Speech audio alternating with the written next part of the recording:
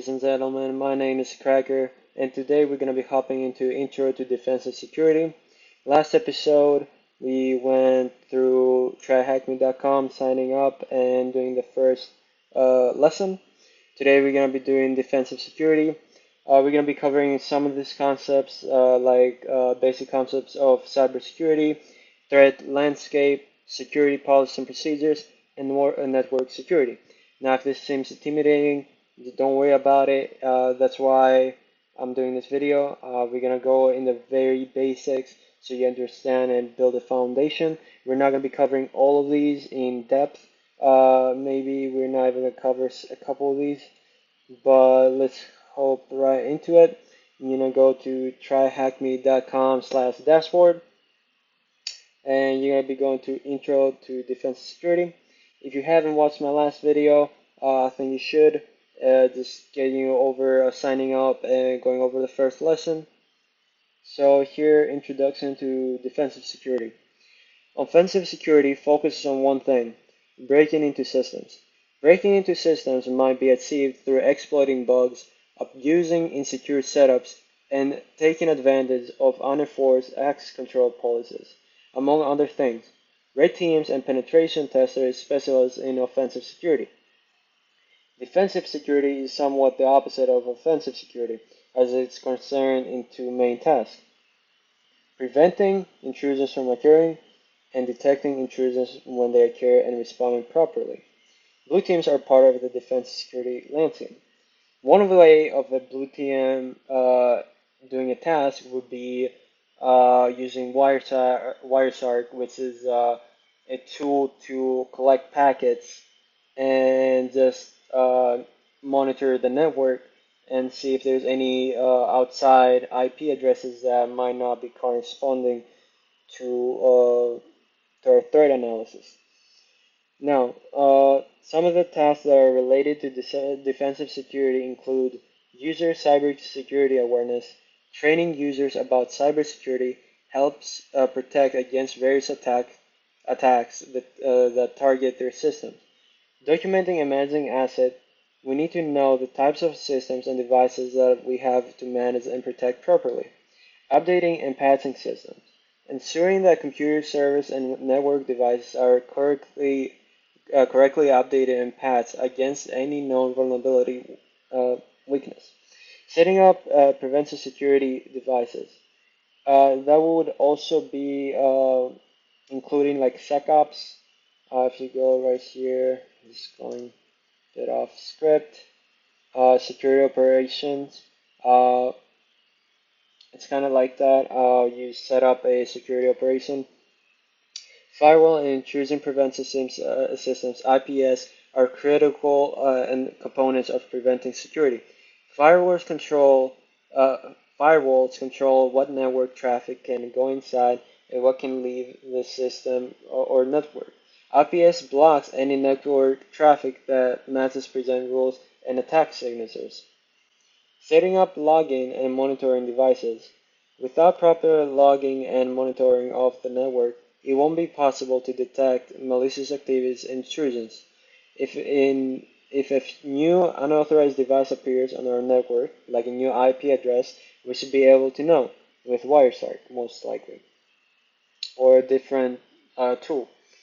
There is more defensive security, and the list above only covers a few common topics. In this room, we cover Security Operations Center, or SOC, Threat Intelligence, Digital Forensics and Incident Response, DFIR, Malware Analysis. Which team focuses on defensive security? Now, I think that should be blue team.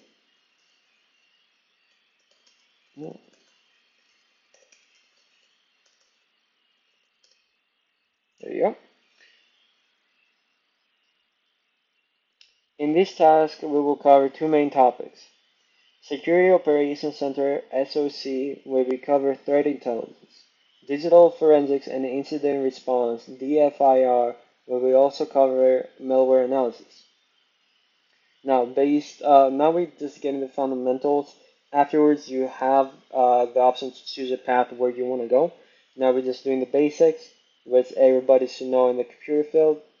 Now, SOC, or Security Operations Center, is a security operations center is a team of cybersecurity professionals that monitors the network and its systems to detect malicious cybersecurity events. Some of the main areas of interest for SOC are vulnerabilities. Whenever a system vulnerability weakness is discovered, and is essential to fix by installing proper update or patch. When a fix is not available, the necessary measures should be taken to prevent an attacker from exploiting it. Although remedying vulnerabilities is of vital interest to a SOSC, it is not necessarily assigned to them. Policy violations. We can think of security policy as a set of rules required for protection of the network and systems. For example, it might be a policy violation if a user starts uploading confidentially company data to online storage service. Or it could be a policy violation as just collecting data without their in, consent. Now, unauthorized activity.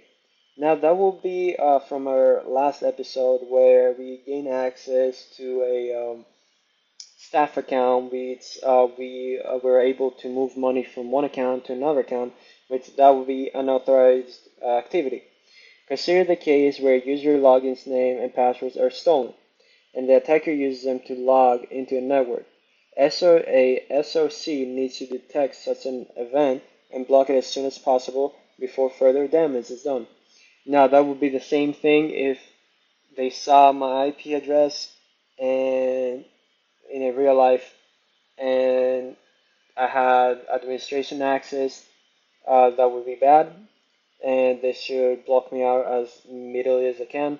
But a lot of ways around this is proxies, SOC 5 maybe, and like pretending to be in their building or something like that. Um, Network intrusions. No matter how good your security is, there is always a chance for an intrusion, which that could be social engineering, bug exploiting, hacking, and all of the above. An intrusion can occur when a user clicks on a malicious link. That's why you should check your email, who emails you usually. That's the most um, common one, which I see, and you should be very aware. What I do is, when it's said to me, you can click here, you can see from TryHackMe, but you can check the emails if you just copy right here, Control C, or yeah, and do this, and then you can see that it's from them, right? So always check your emails, who is emailing you.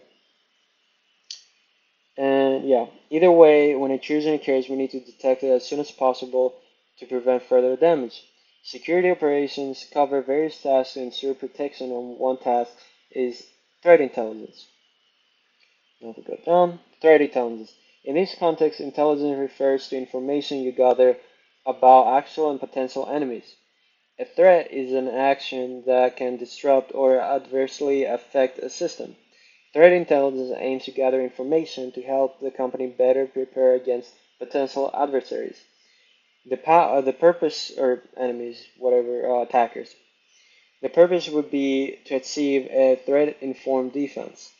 Different companies have different adversaries. Some adversaries might seek to steal customers' data from a mobile operator. However, other adversaries are interested in halting the production in petroleum refinery. Example adversaries include a nation-state cyber army working for political reasons, and a ransomware group acting for financial purposes based on the company target. You can expect adversaries. Now, every company has adversaries, and everybody has their own different reasons. A big reason is political or financial. Now, intelligence needs data. Data has to be collected, processed, and analyzed. Data collections is done from local sources such as network logs and public sources such as forums. Processing of data aims to arrange them into formats suitable for analysis. The analysis phase seeks to find more information about the attackers and their motives. Moreover, it aims to create a list of recommendations and actionable steps. Learning about your adversaries allows you to know their tactics, techniques, and procedures. As a result of threat intelligence, we identify the threat actor, adversary, predict their activity, and consequently, we will be able to mitigate their attacks and prepare a response strategy. It's that same for real life. You need to know how the robber thinks and even his emotional status and even physically what they're capable of. Because if they're not capable of something or you know how they think, you might know their next move. Same with chess. I'm going very off topic here, but yeah, digital forensics and incident response (DFIR). This section is about digital forensics and incident response (DFIR) and we will cover. Now, bear with me with this one. Digital forensics, incident response, and malware analysis. Digital forensics is the application of science to investigate crimes and establish facts. With the use of and spread digital systems such as computers and smartphones, a new branch of forensics was born to investigate related crimes. Computer forensics, which is later evolved into digital forensics. This is normal forensics but for computers. In defensive security, the focus of digital forensics shifts to analyze evidence of an attack and its perpetrators and other areas such as intellectual property theft, cyber espionage, and possession of unauthorized content, which that would be a day zero hack maybe, or at least a data um, that he should not have. Consequently, digital forensics will focus on different areas such as file system, analyzing digital forensic image, low-level copy. A lot of times, hackers use images to store data and encrypt certain codes. Maybe that could be so they can talk to each other, but there's more efficient ways. But still, it's nice to know about this. Of a system storage reveals much information, such as installed programs, created files, partially overwritten files, and deleted files. Also, images called collect something called metadata, and you can actually, if we can go here, the information that describes and explains data. That could contain where it was taken, the date, and other information that it might help you find him back. System memory. Now, just FYI, if you ever wanna be safe when uploading to somebody or giving out a picture, you go metadata cleaner, and you can go here, free remove metadata, and you can go in here, upload your image, and it will remove any information that you might have in the image. Now, system memory. If the attacker is running their malicious program in memory without saving it to the disk, taking a forensic image, low-level copy, of the system memory is the best way to analyze its contents and learn about the attack. Now, when it means taking an image, that means taking a flashback. It's like storing the state or of which the computer is in. Maybe that would be, as it said here, we're just gonna take a copy of the system memory is the best way to analyze the contents to learn about the attack. And we can run multiple simulations and keep running it till we find how to crack the, malicious software. System logs. Each client and server computer maintains different logs files about what is happening. Log files provide plenty of information about what happened on the system, and that's why you should delete your logs. Some traces will be left behind even if the attacker tries to clear the traces. That is true. Network logs. Logs of the network packets that have, going back into here actually, that's why you should be very careful about your system logs. And we are gonna be talking about how you're gonna be securing these from potential attackers.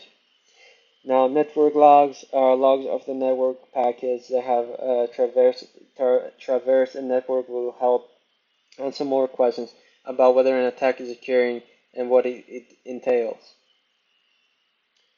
Now, incident response. An incident response, and if you want to take a break here, I would, because I know it's kind of a long one. But if you're down with it, just bear with me, and we're almost done. An incident usually refers to a data breach of cyber attack. However, in some cases, it can be something less critical, such as a misconfiguration, an intrusion attempt, or policy violation. Examples of a cyber attack include an attacker making our network or systems inaccessible. Now, that could be a ransomware, which they lock our data and encrypt it, and we cannot access it until we pay for it. Defacing change the public website. That has happened a lot in government websites, and freedom fighters usually do that. Yeah, and data breach, stealing company's data. Now, a lot of small groups have done that, and we are gonna be talking about the story behind these. If you guys are interested, let me know. But it's really just extra information that it's not necessary. How would you respond to a cyber attack? Incident response specifies the methodology that should be followed to handle such a case. The aim to reduce damage and recover in the shortest time possible. Ideally, you would develop a plan ready for the incident response. The four major phases into the response process are: preparation. This requires a team trained and ready to handle incidents. Ideally, various measures are put in place to prevent incidents from happening in the first place. Detection and analysis. The team has necessary resources to detect any incident. Moreover, it is essential to further analyze any detect incident to learn about its severity. Containment, redaction, and recovery. Once an incident is detected, it is crucial to stop it from affecting other systems, especially if you're in a big corporation. A lot of the computers are connected, so it's good to have firewalls, but that might slow down the connections. There's a lot of detail that even me, I'm not even sure how it works. But yeah, eliminate it and recover the affected systems. But I'm actually do reading up on corporation infrastructure. It's actually really interesting how they work. Everybody has a different infrastructure. Um, but yeah, if you want to go read it, you can go here, company um, network diagram, I think. Well, you could, this is just diagrams, but you won't really learn a lot. But a nice image, maybe this. Yeah, it's probably too complicated right now. I don't want to confuse you. We are gonna cover this in a future video, but basically different computers connected to a switch and goes to a router and the access point, which comes outside for the Wi-Fi and everything, or the internet cloud. And if you see here, it goes to the internet firewall, then you can access.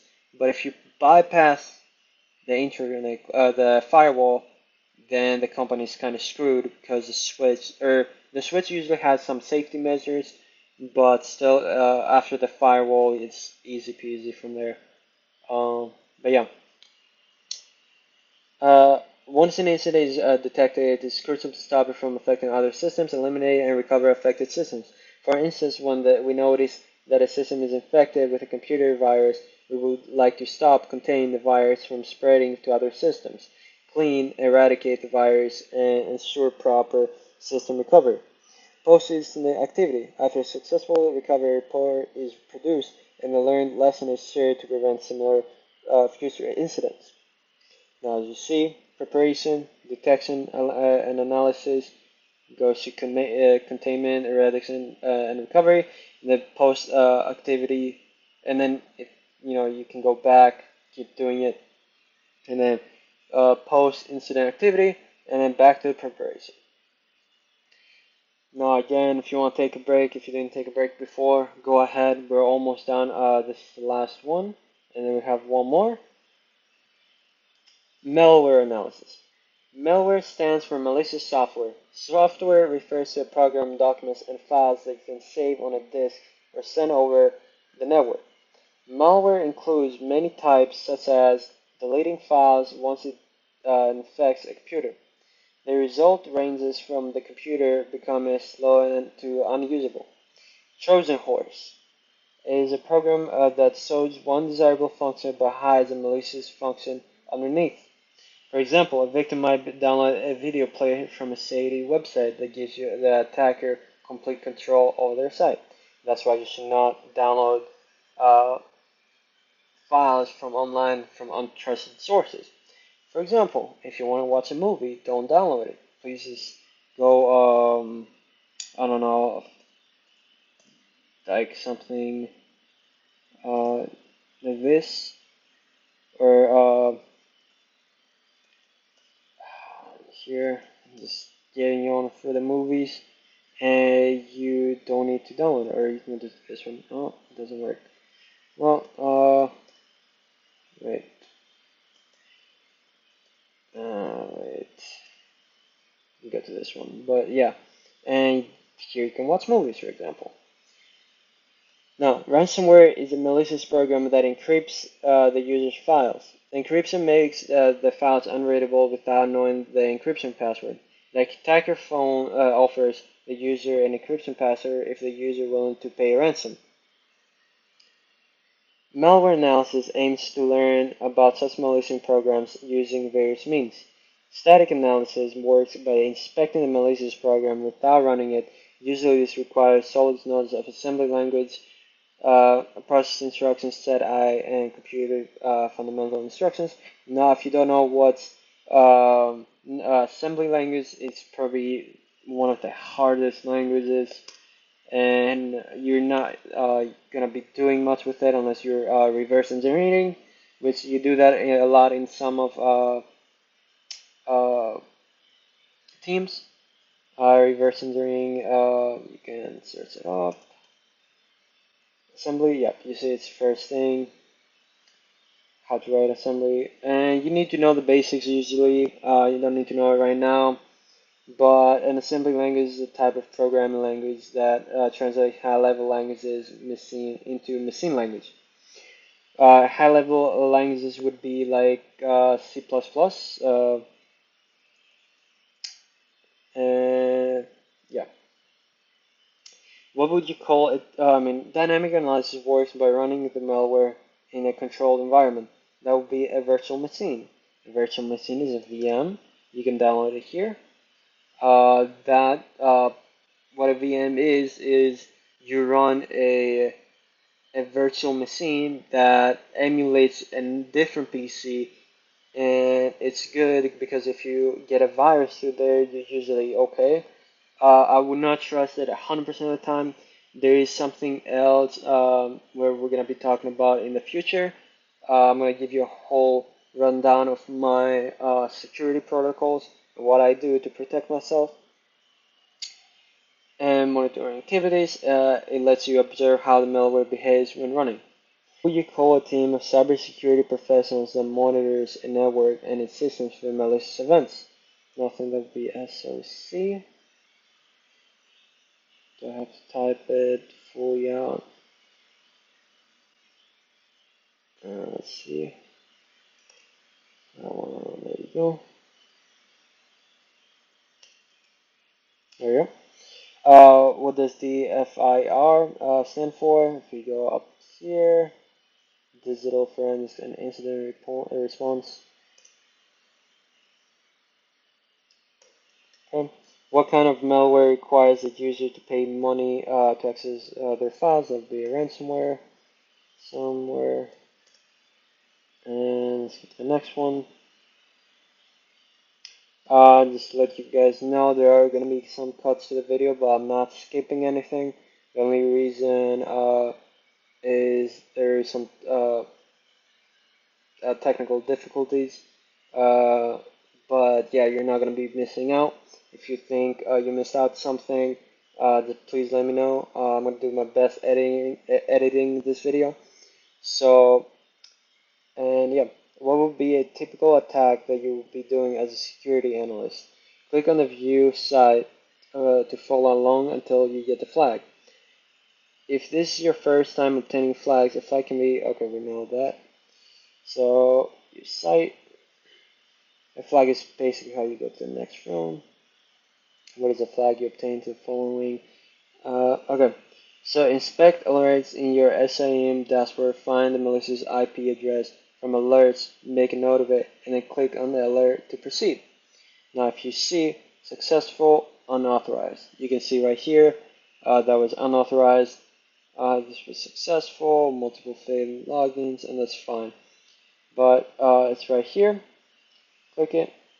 Now, IP scanner THN check by address. Now we need to go back 1 second.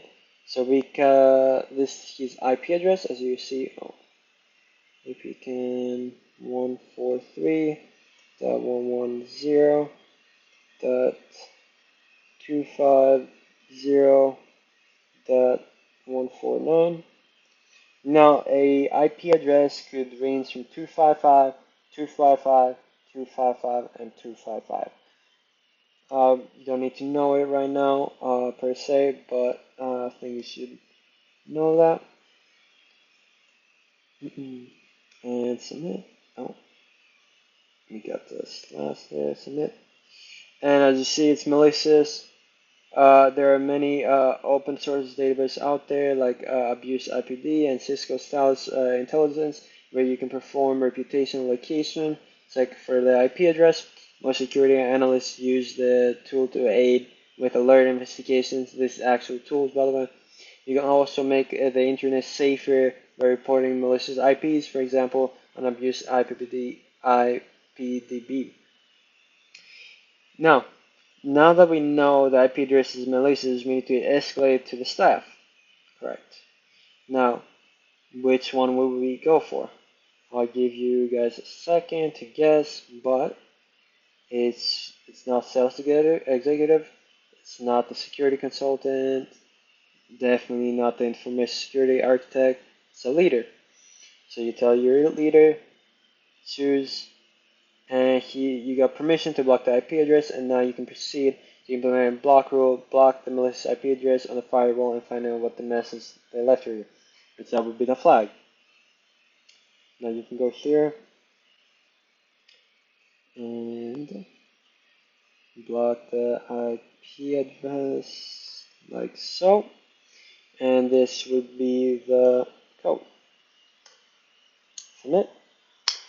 And that was it for this video. If you had any questions, please let me know in the comments or contact me through my email or Discord or whatever you find me on. Again, I hope you guys enjoyed it and it wasn't too boring.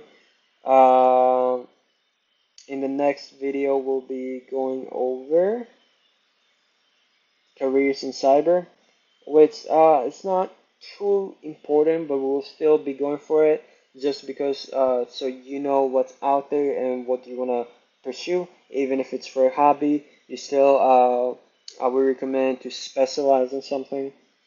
And then network fundamentals, but you can still be an all-around. And yeah, I hope you guys enjoyed. My name is Cracker, and I hope you have a good one.